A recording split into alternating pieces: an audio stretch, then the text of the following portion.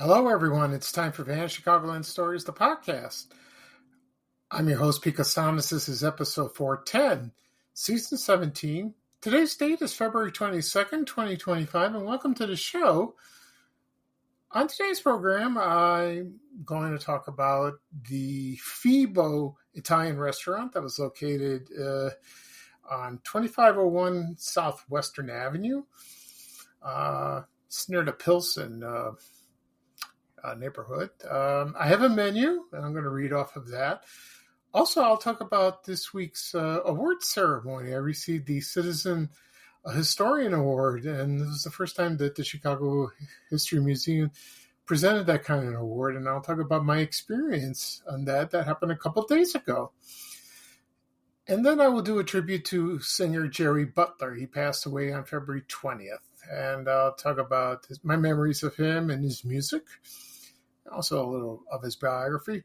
But first, the program will go into a commercial break.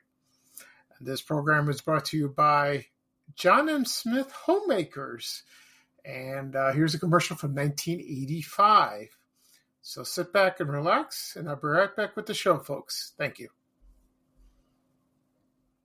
At John M. Smith's Homemakers, one way we keep our reputation for good furniture at low prices is by special purchases, like this one.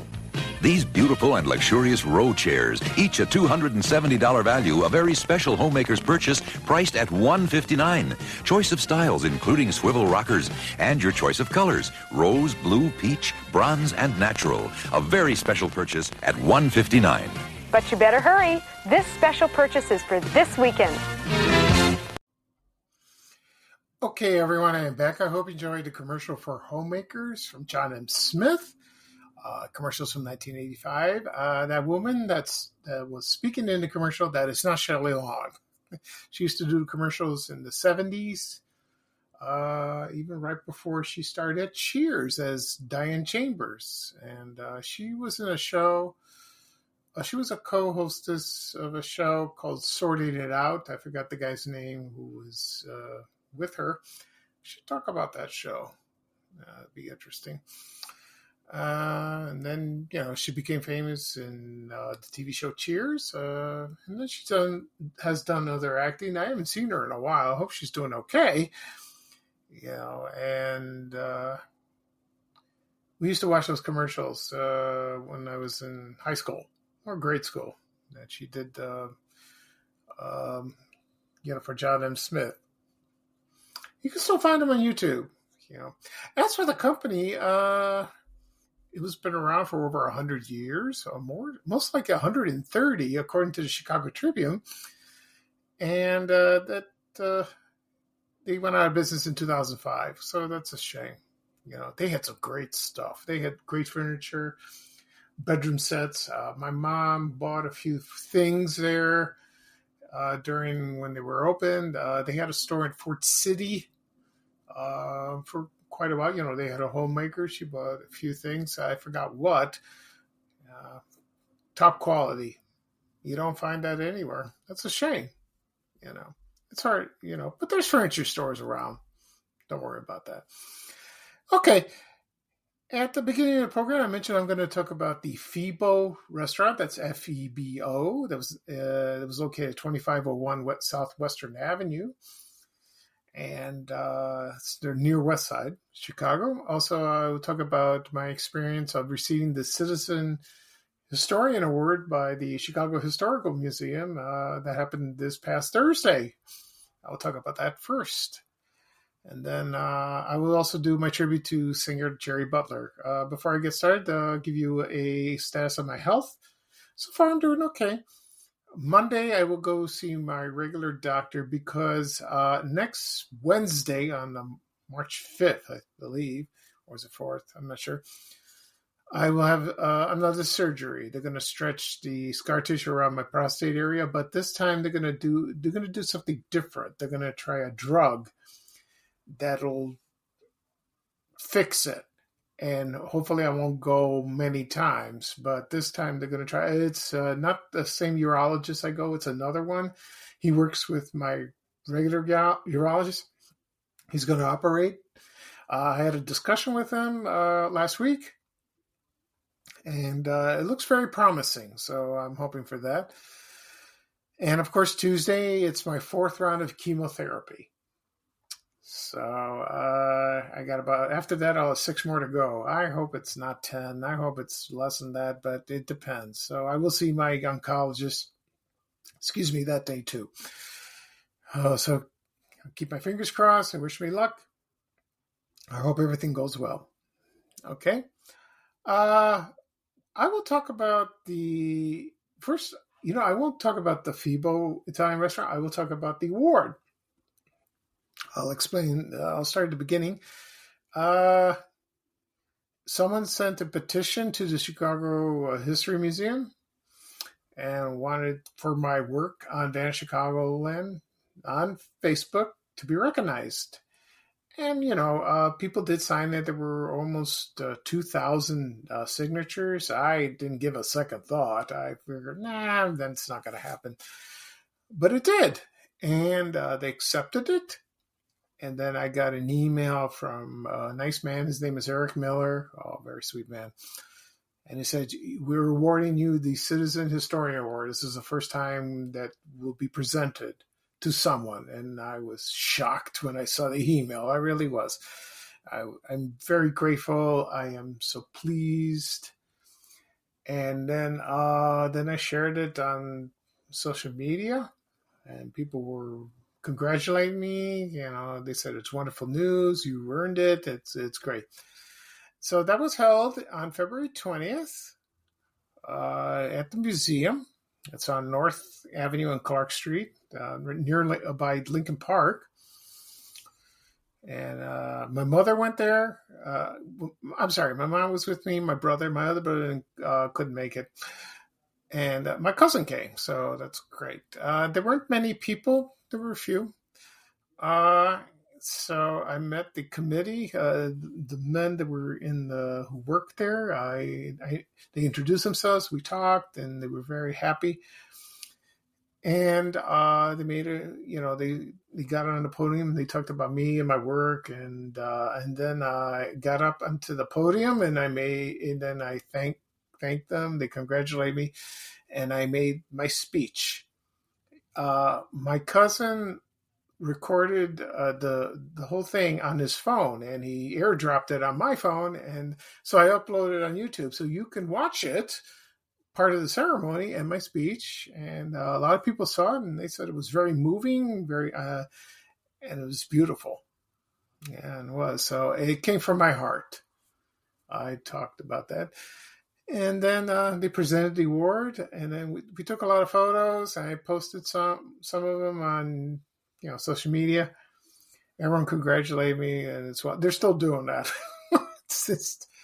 It's wonderful. I got it from people I went to school with. Correas, that's a great school. Bogan High School, from American Express, where I worked. Some from the media, and my followers who follow me every day of what I post and congratulate me. It's marvelous. I am so touched and very grateful.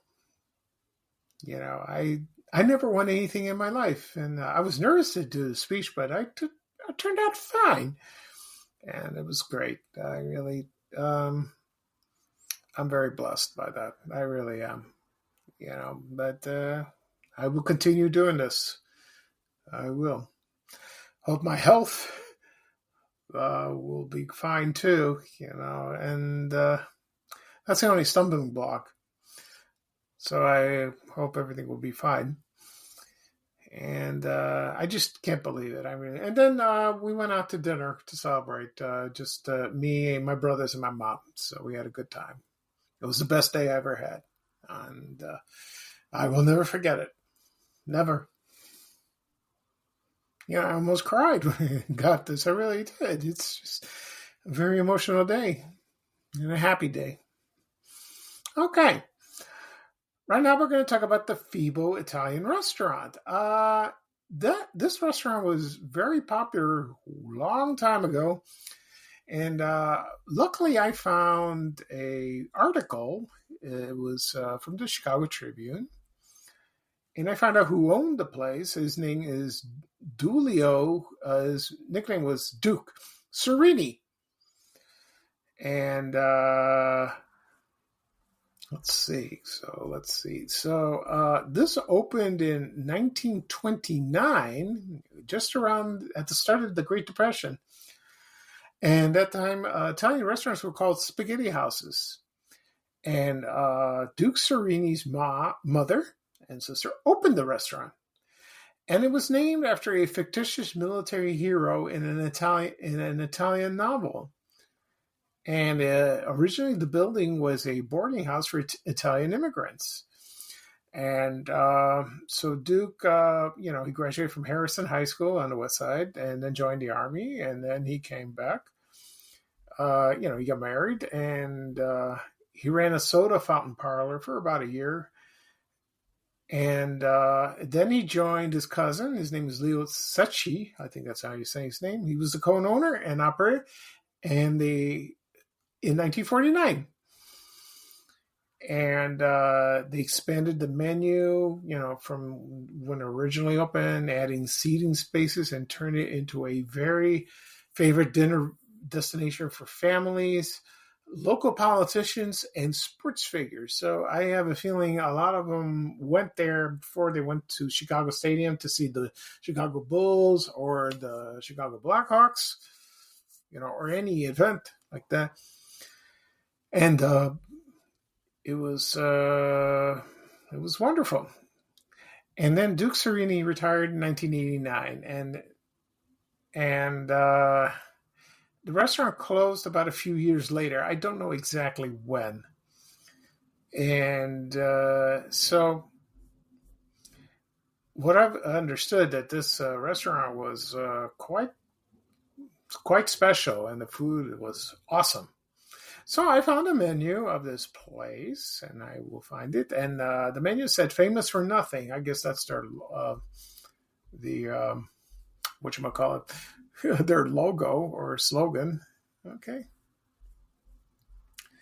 So some of the dinner here we have. Let's see. Let me double check something. Okay. So here is a dinner menu I found. Let's see what we got here. They had, let's see. They had jumbo shrimp cocktail. They had Italian antipasto. Soups, they had either soup du jour, soup of the day, consomme, or chicken noodle. That sounds good. Entrees, they had Febo's special spaghetti dinner, ravioli Genovese, and it was homemade, meatballs, Italian style, or spaghetti and meatballs if you like, grilled minute steak, breaded veal cutlet, plain or Milanese. I'm not sure what that is. They had veal scallopini. One was alla marsala, and one with mushrooms, and alla parmigiana. Also, they had veal cutlet, parmigiana with mushrooms. Also, French fried shrimp with cocktail sauce, grilled pork chops, 2. Serve you with applesauce, half fried chicken, half broiled chicken, chicken alla cacciatora, chicken Vesuvio. They had roast prime rib only on Thursdays and Saturdays, choice butt steak prime, broiled lamb chops served 2 with mint jelly, small T-bone steak, broiled jumbo lobster tail with drawn butter, filet mignon with mushrooms, T-bone steak, and stripped sirloin with mushrooms. And let's see what's out. Choice of potatoes, you either had baked, French fried, parsley, boiled, or American fries. Salad dressing, they had French, Thousand Island mayonnaise, oil and vinegar, garlic, Roquefort, 25 cents cost extra.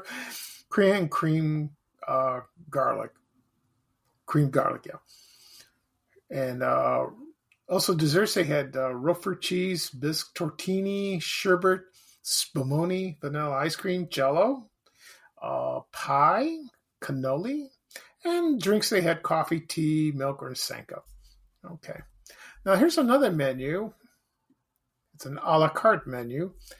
They had the same thing. So let me see what else. I'm not going to repeat what almost the same thing, but there's some more added. Like, for example, they had baked lasagna, manicotti and casserole, spaghetti espresso, spaghetti alla Febo, spaghetti alla Asciughi. I can't pronounce that word. If you're Italian, spaghetti with chicken livers. Oh, I wouldn't order that.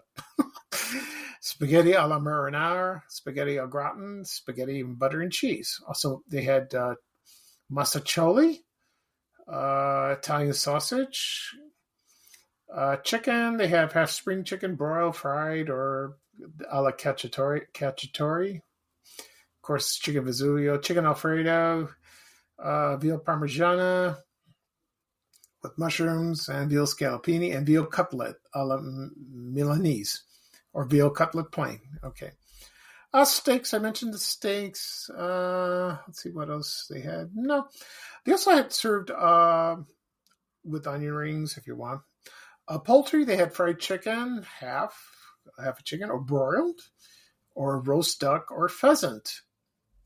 Sandwiches. They had Italian sausage and green pepper, club sandwich, chicken sandwich, ham, egg, fried ham, ham and egg, cold roast beef, cold roast pork, American cheese, steak, or a BLT, or a hot beef or pork sandwich, and an Italian beef dip. Oh, okay.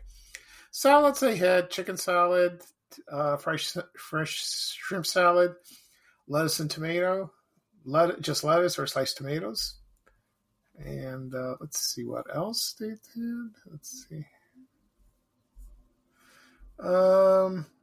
It was closed on Sundays, and it was air conditioned and also had free parking. Ah, very nice. Very nice indeed. Okay. So that was very popular. Okay, so right now I'm going to take a break, quick break, and then when I come back, I'll talk about Jerry Butler, the singer that passed away this week. So sit back and relax, folks, and I'll be right back. Thank you. Okay, everyone, I am back. I hope, well, I'm not hoping. I was just taking a break. It's a habit. I keep saying that. Anyway, right now I'm going to talk about Jerry Butler. I've listened to him on the radio for many years, like in the oldie stations, like Magic 104, WLS, AM or FM. So I'll talk about his biography right now. And, he was a singer, songwriter, musician, politician. His biggest hit, first he was with a group called The Impressions, and then he went solo, and his biggest hit was "He Will Break Your Heart," and that's a great song. The other one was "Let It Be Me," and also "Only the Strong Survive." And let's see. So he was born in Sunflower, Mississippi on December 8th, 1939. He moved to Chicago when he was 3 years old. So that's sort of, he's a Chicagoan. He grew up in the Cabrini Green projects. And then in the mid-1950s, he started performing, and he was in a church choir with another singer. His name is Curtis Mayfield. And they were both teenagers, and they sang in a gospel quartet called the Northern Jubilee Gospel Singers. And Curtis Mayfield was a guitar player, and did that. And then, they got together and they formed the Impressions. So let me get the history of So the Impressions were formed in 1958. So let's see. So in the group, there was also not just Curtis Mayfield, there was also Fred Cash and Sam Gooden. They were founded, first they were called the Roosters, and they were formed in Chattanooga, Tennessee. And then when they moved to Chicago, they became Jerry Butler and the Impressions. And then they broke up, by 1962. And also Curtis Mayfield, he left for a solo career. From his most famous hits was, let's see, he wrote People Get Ready, and he did the song Superfly. That was from a 1972 blaxploitation film. I watched that movie. It was pretty good. Yeah. So, unfortunately, he was paralyzed from the neck down in 1990 by a freak accident. That some lightning equipment fell on him. Oh, that was terrible. And so that's a shame. What happened to him? As for Jerry, so the Impressions continued, and then they quit, and they broke up. As for Jerry Butler, he continued his solo career, and he was nicknamed the Iceman. And the Iceman was by a disc jockey from WDAS in Philadelphia. His name is Georgie Woods, and he named him Iceman when he was performing in a Philadelphia theater. So the biggest song, "He Will Break Your Heart," was released in 1960, and that was a lot of people love that song. He also sang Moon River and a lot of songs like that. And let's see. So then he served as a commissioner for the Cook County, and it was from 1985 to 2008. So he chaired the Health and Hospitals Committee and served as vice chair of the Construction Committee as well. So he still performed and did his political duties, in City Hall when he did that. So that's great, He sang until, not recently, but around 2000 and then 2010 and all that. So, and then he retired, he stepped down, and he got Parkinson's disease. And he passed away on February 20th, 2025, and he was 85 years old. So you could still listen to his music on the radio or go to YouTube. You could do that. And so you could listen, so if you're in the mood to listen to his songs with just as a solo artist or with the group The Impressions, please do. I've listened to a few songs yesterday, and they're pretty good. They were awesome. He had a beautiful voice. Very nice, beautiful voice. Okay. So that's it for this show. I'll do a recap of what I talked about. I talked about the award ceremony that was held on Thursday, February 20th, of me receiving the Citizen Historian Award for my work in Banner, Chicagoland. Also, I read off a menu from Febo's Italian restaurant that was located at 2501 Southwestern Avenue on the near west side. And I also did my tribute to singer Jerry Butler. Okay. This podcast will be published later on today, wherever podcasts are available. Apple Podcasts, Spotify, Amazon Music, Breaker, Overcast, iHeartRadio.